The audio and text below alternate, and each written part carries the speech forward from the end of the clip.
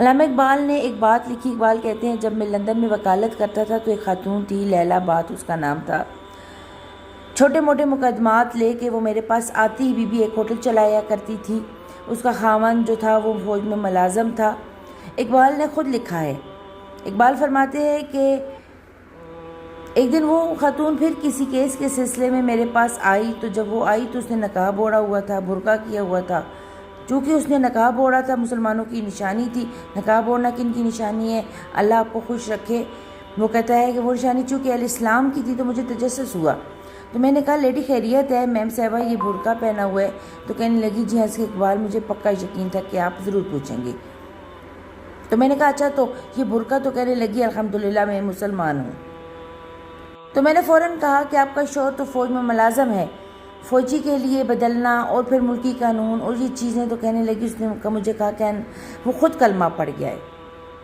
تو کہتے ہیں میں اور متجسس ہوا. وہ کیس کی بات کرتی تو میرا تجسس بڑھ گیا. میں نے کہا تو کیس چھوڑ، یہ بتا کلمہ کیسے پڑھا؟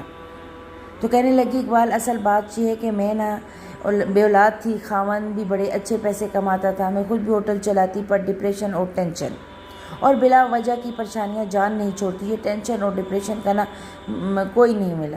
کہتی ہے مجھے ٹینشن اور ڈپریشن رہتی تھی ہر وقت، بڑی میں پریشان رہتی تھی. میرے ساتھ ایک عجیب واقعہ ہوا کہ میرے ہوٹل میں نا ایک بابا جی برتن مانجتے تھے. بوڑھے آدمی تھے، 70 سال کے قریب عمر تھی. ان کا ایک بیٹا تھا، ایک بہو تھی، ایک پوتا تھا. لیکن وہ بیچارے بیٹا بیمار رہتا، لہٰذا وہ خود مزدوری کرتے. کہتے ہیں ایک دن وہ بابا جی میرے پاس آئے، کہنے لگے میم صاحب 2-4 دن کی چھٹی چاہیے. تو میں نے کہا خیریت ہے؟ کہنے لگے میڈم میرا بیٹا فوت ہو گیا.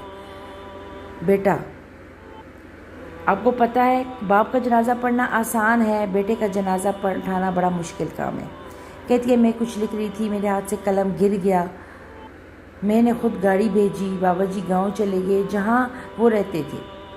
کہتی 2-3 دن کے بعد میں اور میرا شوہر گئے تو رستے میں ہم باتیں کر رہے تھے کہ کیا تعزیت کریں گے.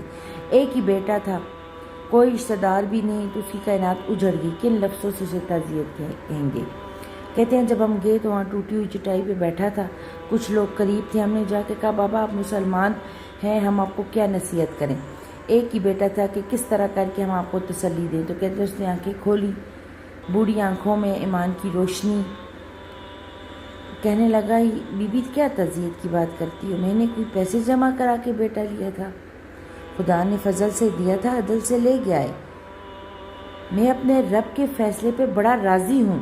اللہ بڑا کریم ہے، وہ لے گیا، اس کا مال تھا. آپ یقین کریں ہمارے دیہاتی لوگ یہ کہا کرتے تھے، میں نے کانوں سے سنا ہے